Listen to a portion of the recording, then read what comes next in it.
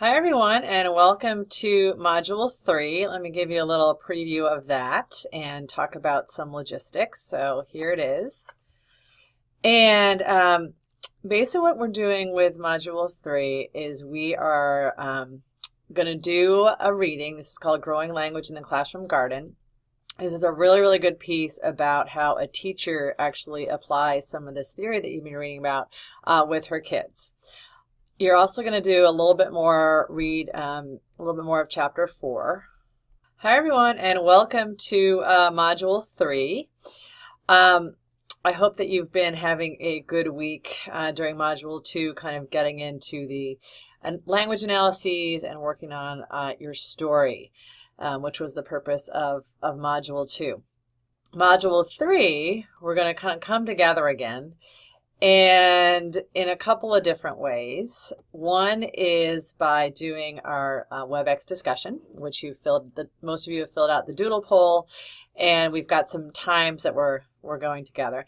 Now, the reason we're doing a live discussion is because of some feedback that I got last semester in a class where some students had wanted more sort of dialogue with each others and kind of time with me. So it was suggested that we try this. It's new for me, so we're going to experiment together. I've given you lots of instructions, mainly because it's new, and I'll show you those in a minute.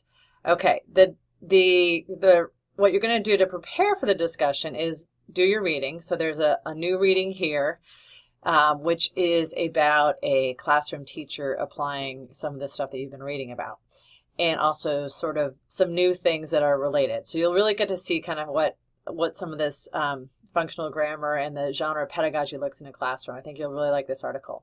You're also going to read a little more of Chapter 4, sort of the next part. It says here, finish the readings before your WebEx discussion. So there's going to be I'm going to set up two discussions. I've got one already for Monday, and what I say here is watch this space for schedule updates. I'm still waiting to get some final polls in to set up the next one. Okay, so you're also going to do some more work in your LIP book. It's genre part 2, which is looking at, so part 1 was engaging and focus on the narrative, as you know, and part 2 is the informing social purpose. So it'll feel similar to what you did before with analyzing text. There also is the answer key. And then new this week, you just have one of these little sort of check-in quizzes. And so after you finish this, you'll do this quiz. It's not a high-stakes quiz. You'll see points as you go, but when I put it in gradebook, I think it's just, the total thing is just 5 points. So it's really going to be participation. But it's for you to kind of figure out what you're getting and what you're not getting. And then when we see each other for Module 4, we'll go over it. Okay, so here's the discussion, and then keeping going with the story writing. And the idea is for you to put up part 1 and part 2 in the blog and bring a copy to class on Saturday.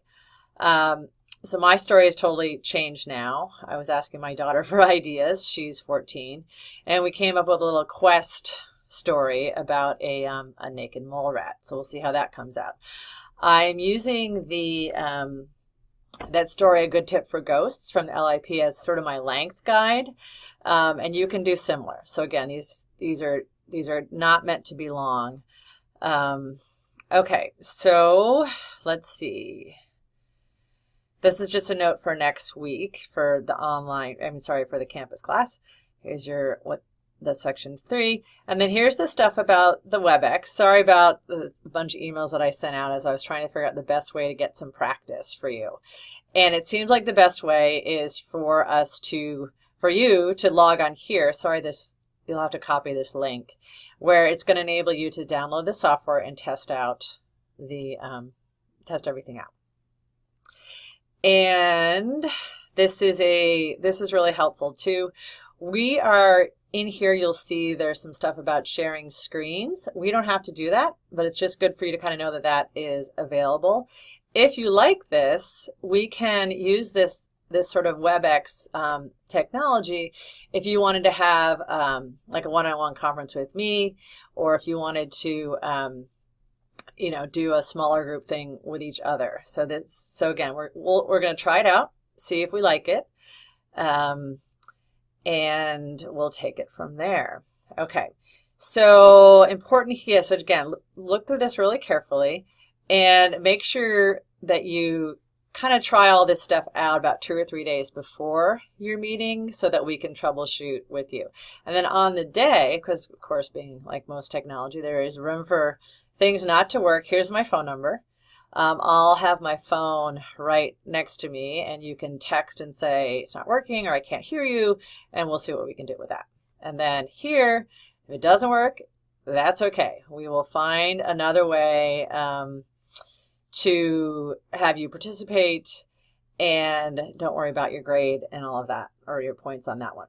Okay, here's the quiz. And here's again just the same link to the story writing assignment that you had before.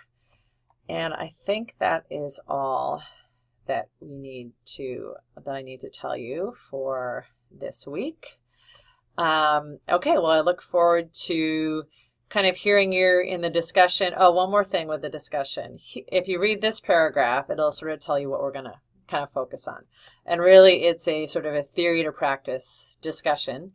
And you can absolutely refer to your journals, which were really, really good.